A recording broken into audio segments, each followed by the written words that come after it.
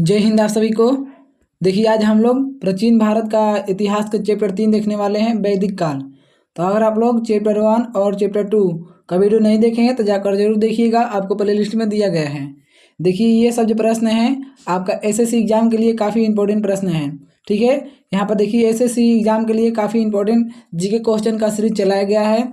आपको इस चैनल के माध्यम से 42,000 प्रश्न आपको जीके का कराया जाएगा और आपको इस अगर 42,000 प्रश्न क्वेश्चन कर लेते हैं तो आपका जीके एकदम स्ट्रांग हो जाएगा और जीके में कोई भी एग्जाम हो आपका जीके का प्रश्न नहीं छूटने वाला है, ठीक है। एसएससी के साथ साथ आपका अदर एग्जाम भी कोई भी एग्जाम में जो एग्जाम में आपका जीके प्रश्न आता है उसके लिए ये खासकर वीडियो स्पेशल है, ठीक है। तो अगर आप लोग इस चैनल पर नए होंगे तो चैनल को सब्सक्राइब करके बेल आइकन को जरूर दबाइएगा, वीडियो को भी लाइक कर लीजिएगा। देखिए आपको ये चैनल बार बार नहीं मिलेगा, ठीक है। और यहाँ पर आपको 42,000 जीके कराया जाएगा, 42,000। तो आप लोग समझ सकते हैं कितना इंपॉर्टेंट जीके वो सब रहा मतलब होगा। तो चलिए स्टार्ट करते हैं। प्राचीन भारत का चैप्टर नंबर पहला मतलब तीसरा है वैदिक काल। चैप्टर 1 और 2 हम लोग खत्म कर चुके हैं। अगर आप लोग नहीं देखे हैं तो जाकर एक बार जरूर देखिएगा और इस सब वीडियो को 2-3 बार रिपीट जरूर कीजिए कि क्वेश्चन अच्छे तरीके से याद हो जाए। देखिए सबसे पहले यहाँ पर प्रश्न दिया है आपको, वेद शब्द का क्या अर्थ है।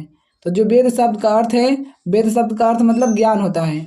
वेद शब्द का अर्थ होता है ज्ञान, ज्ञान होता है। पारंपरिक हिंदू धर्म के भारतीय साहित्य में कितने वेद हैं। तो भारतीय साहित्य में वेदों की संख्या 4 है। पारंपरिक हिंदू धर्म के भारतीय साहित्य में वेदों की संख्या 4 है। धर्मसूत्रों शासकों के कर्तव्य शामिल हैं। धर्मसूत्रों में शासकों के कर्तव्य शामिल हैं। वैदिक काल के महत्वपूर्ण देवताओं का सही समूह कौन सा है। तो अग्नि, इंद्र, सोम, ये वैदिक काल के महत्वपूर्ण देवता हैं। वैदिक काल में इनको पूजा होता था, अग्नि, इंद्र और सोम का। नेक्स्ट क्वेश्चन देखिए, आर्य संस्कृति के विभिन्न स्रोतों में अनुष्ठान प्रमुख हैं, ठीक है। आर्य संस्कृति के विभिन्न स्रोतों में अनुष्ठान ग्रंथ प्रमुख है। जो आर्य संस्कृति के विभिन्न स्रोतों में जो प्रमुख है सबसे वो अनुष्ठान ग्रंथ है। वैदिक भजनों या मंत्रों के संग्रहों को संहिता के रूप में जाना जाता है। वैदिक भजनों या मंत्रों के संग्रहों को संहिता के रूप में जाना जाता है। वेद, उपनिषद, पुराण और धर्मसूत्र सभी किस भाषा में लिखे गए हैं। तो संस्कृत। जो वेद हैं, उपनिषद है, पुराण है और धर्मसूत्र हैं, ये सभी के सभी आपको संस्कृत भाषा में लिखा गया है। वेदांगों की कुल संख्या कितनी है। तो 6। वेदांगों की संख्या कुल 6 होता है, 6। पतंजलि के संकलन के लिए विख्यात है। तो योग सूत्र के लिए जो पतंजलि है योग सूत्र के संकलन के लिए विख्यात है, मतलब सबसे ज़्यादा फेमस हैं। वैदिक लोगों द्वारा सर्वप्रथम किस धातु का प्रयोग किया गया था।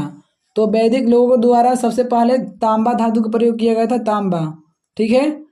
नेक्स्ट क्वेश्चन देखिए ये सब्जी के जो प्रश्न हैं आपके लाइफ का बहुत इंपॉर्टेंट क्वेश्चन चल रहा है, ठीक है। सोचिए कि यहाँ से आपका लाइफ चेंज होगा और आप लोग इन सभी प्रश्नों को करते हैं, जितना ज़्यादा ऑब्जेक्टिव क्वेश्चन कराया जाएगा। प्राचीन और मध्यकालीन भारत में अक्सर देवी से संबंधित पूजा का एक रूप जिसमें अभ्यासी अक्सर कर्मकांड के सदस्य में जाति और वर्ग के अंतर्गत को नज़रअंदाज कर देते थे, उसे तांत्रिक के रूप में जाना जाता था। उसे तांत्रिक के रूप में जाना जाता था।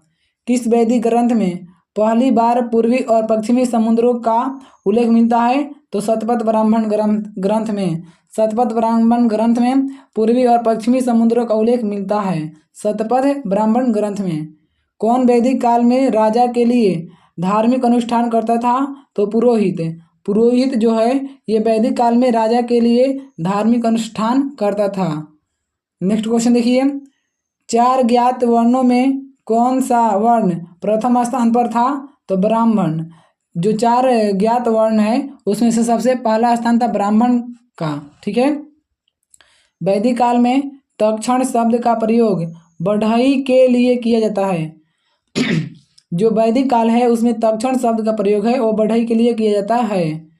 प्राचीन भारत में किस यज्ञ में घोड़े को स्वतंत्र रूप से घूमने छोड़ दिया जाता था और घूमने के लिए छोड़ दिया जाता था और राजा के सिपाहियों द्वारा उसकी रक्षा की जाती थी। तो अश्वमेध यज्ञ में घोड़े को छोड़ दिया जाता था और उसके राजा के जो सिपाही थे उसके द्वारा उसको उस पर ध्यान रखा जाता था। तो अश्वमेध यज्ञ में वैदिक काल में राजा लोगों से जो कर वसूल करते थे उसे बलि कहते हैं।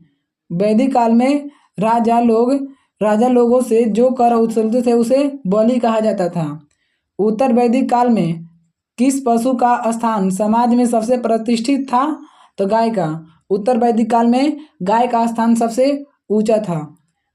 प्रारंभिक वैदिक समाज में परिवार के मुखिया को किस नाम से जाना जाता था? तो कुलपक्का।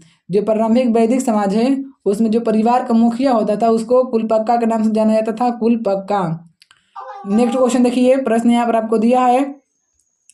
वैदिक युग में एक चरण में राजा को गोपति कहा जाता था जिसका अर्थ मवेशियों का स्वामी होता था। वैदिक युग में एक चरण में राजा को गोपति कहा जाता था जिसका अर्थ मवेशियों का स्वामी होता था। वैदिक आर्यों का मुख्य भोजन क्या था? तो वैदिक आर्यों का जो मुख्य भोजन था वो आपका मुख्य भोजन आपका था क्या? दूध और दूध से बने पदार्थ। जो वैदिक आर्यों का जो मुख्य भोजन था वो दूध था और दूध से बने पदार्थ था। भारत की जाति व्यवस्था किसके लिए बनाई गई थी? तो श्रम का व्यावसायिक विभाजन के लिए भारत की जाति व्यवस्था बनाई गई थी। तुंगभद्रा नदी का प्राचीन नाम क्या था? तो पंपा। जो तुंगभद्रा नदी का प्राचीन नाम था वो पंपा था। आर्य जनजातियों की सबसे प्रारंभिक बस्तियां कहाँ पर थी? तो सप्त सिंधु में। जो आर्य जनजाति की जो सबसे प्रारंभिक बस्तियां थी वो सप्त सिंधु में थी। नेक्स्ट क्वेश्चन देखिए, भारत में वैदिक सभ्यता सरस्वती नदी के किनारे फली फूली। भारत में जो वैदिक सभ्यता है वो सरस्वती नदी किनारे फली फूली। वैदिक गणित का सबसे महत्वपूर्ण पाठ है 16वां सूत्र है। जो वैदिक गणित का सबसे महत्वपूर्ण पाठ है उसका नाम 16वां सूत्र है।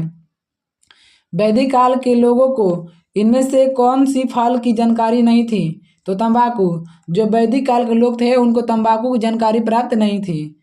विक्रम संवत किस वर्ष से प्रारंभ होता है? तो 57 ईसा पूर्व से।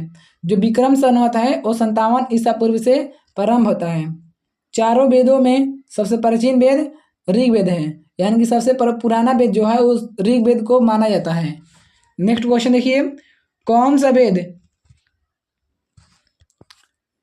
वेद प्रारंभिक वैदिक युग की सभ्यता के बारे में जानकारी प्रदान करता है? तो ऋग्वेद जो है ये सबसे वैदिक युग की सभ्यता के बारे में जानकारी प्राप्त करता है ऋग्वेद के मंत्रों के समूह। देखिए यहाँ पर जो ऋग्वेद के मंत्रों के जो समूह है, एक मिनट, देखिए यहाँ पर कह रहा है कि ऋग्वेद के जो मंत्रों के जो समूह हैं वो क्या कहलाते हैं? तो सूक्त। जो ऋग्वेद के मंत्रों के समूह को सूक्त कहा जाता है, सूक्त। ऋग्वेद कितनी पुस्तकों मंडलों में विभाजित है? तो 10। जो ऋग्वेद है वो कितने मंडलों में विभाजित है? तो 10 मंडलों में। कौन सा वेद भारत के पूर्व वैदिक काल के लोगों के जीवन का वर्णन करता है? और इसमें 10 मंडलों में विभाजित एक 1028 सूक्तों का संग्रह है। तो ऋग्वेद में 10 मंडल और 1028 सूक्त हैं ऋग्वेद में। नेक्स्ट क्वेश्चन करते हैं। आप लोग ये ध्यान रखिएगा कि ऋग्वेद कितनी पुस्तकों यानी मंडल में विभाजित है? तो 10 मंडल में। नेक्स्ट क्वेश्चन करते हैं, भारत जन के नाम पर इंडिया का नाम भारत रखा गया। किस वेद में इस जन का सर्वप्रथम उल्लेख मिलता है? तो ऋग्वेद में। यानी कि भारत जन के नाम पर इंडिया का नाम भारत पड़ गया और यह ऋग्वेद में आपको मिलता है। प्राचीन भारत में लोगों को कितने वर्णों में विभाजित किया गया था? तो 4। प्राचीन भारत में लोगों को 4 वर्णों में विभाजित किया गया था। किस देवता को ऋग्वेद में कीलों को तोड़ने वाले के रूप में जाना जाता है? तो इंद्र को कीलों के तोड़ने वाले के रूप में जाना जाता है। ऋग्वेद के सबसे प्रमुख देवता कौन है? तो इंद्र। ऋग्वेद की जो सबसे प्रमुख देवता हैं वो इंद्र हैं। ऋग्वेद का कौन सा मंडल पूरी तरह से सोम को समर्पित है? तो 9वां मंडल। जो 9वां मंडल है ये पूरा तरह से सोम को समर्पित है, ये ऋग्वेद में मिलता है। नेक्स्ट क्वेश्चन देखिए, वर्ण व्यवस्था को सही ठहराने के लिए प्राचीन भारत के ब्राह्मणों द्वारा ऋग्वेद के किस सूक्त का प्रयोग किया गया था? तो पुरुष सूक्त का। ब्राह्मणों द्वारा किस ऋग्वेद में किस सूक्त का प्रयोग हुआ था? तो पुरुष सूक्त का प्रयोग किया गया था। कौन सा उपवेद ऋग्वेद से संबंधित है? तो आयुर्वेद। जो आयुर्वेद है ये आपका उपवेद से संबंधित है। देखिए आपका ये एसएससी का इम्पोर्टेंट ये सब प्रश्न है। एसएससी के साथ साथ आप कोई भी एग्जाम की तैयारी करते होंगे जिसमें जीके क्वेश्चन आता हो, उसके लिए सबसे ये बेस्ट आपको चैनल मिला है। तो इस चैनल को आप लोग सब्सक्राइब जरूर कीजिएगा, सब्सक्राइब करना मत भूलिएगा, नहीं तो अगर आप लोग बहुत बड़ा एक देखिए यहाँ पर 41 नंबर प्रश्न दिया है कि रुद्र शब्द का प्रारंभिक स्रोत किस वेद को कहा जाता है? तो ऋग्वेद को।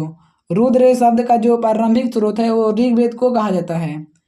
किस वेद में 10 राज्य युद्ध यानी कि 10 राजाओं के युद्ध का उल्लेख मिलता है? तो ऋग्वेद में। ऋग्वेद में 10 राजाओं का उल्लेख मिलता है। राइट आंसर यहाँ पर ऋग्वेद में। वैदिक ऋचाओं के मुख्य संग्रह को संहिता कहा जाता है। वैदिक ऋचाओं के मुख्य संग्रह को संहिता कहा जाता है। देखिए यहाँ पर ऋग्वैदिक काल के दौरान राजाओं के पास राजधानी, महल या नियमित सेना नहीं थी, न ही वे कर एकत्र करते थे। यानी कि ऋग्वैदिक काल के दौरान में, और ना सेना मतलब राजा के पास ना कोई सेना था, ना वो कोई किसी से पैसा उसा कुछ भी नहीं मांगते थे।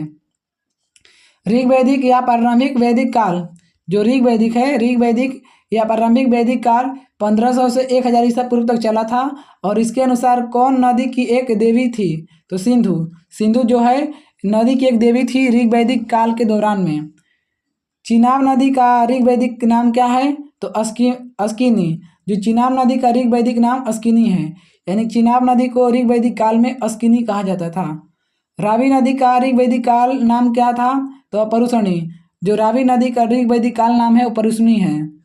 ऋग्वेद में ऋषि विश्वामित्र और देवी के रूप में पूजी जाने वाली 2 नदियों के बीच संवाद के रूप में एक भजन है।